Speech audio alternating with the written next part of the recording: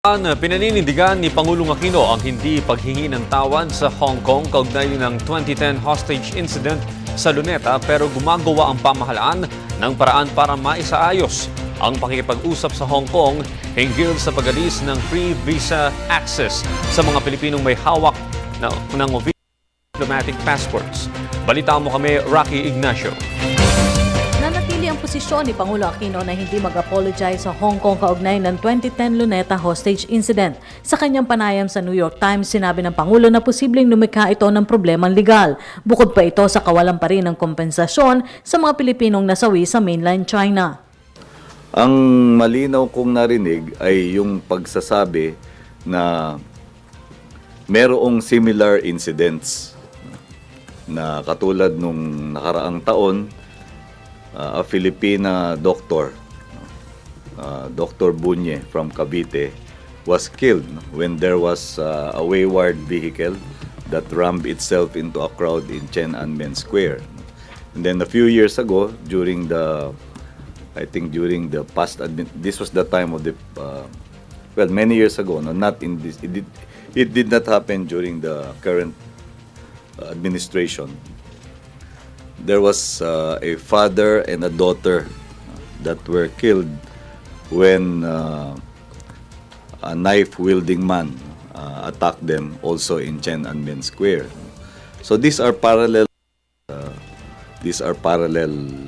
incidents to the act that was perpetrated by the police officer in the Quirino Grandstand incident. And that was the reply of the president, no, that there was no apology, there was no liability that was acknowledged, no, for these episodes, no. Magkagayunman, tiniyak pa rin ng Malacanang na magpapatuloy ang pakikipag-usap ng Pilipinas sa Hong Kong para sa katanggap-tanggap na solusyon. Nauna na nagpulong sina Pangulong Aquino at Hong Kong Chief Executive for Special Administrative Region Leong Chun-ying sa ginanap na APEC Summit sa Bali, Indonesia ng nakaraang taon. Katulad na rin nung kanyang inihayag sa kanyang pakikipagtalakayan kay Hong Kong Chief Executive Leong nung sila ay nagkita sa sidelines nung APEC. It is simply a reiteration of what he already conveyed. And let us take note that even after he had conveyed that, nakapagpatuloy naman yung usapan ng magkabilang panig para nga mapalapit sa pagkakaroon ng closure on this issue.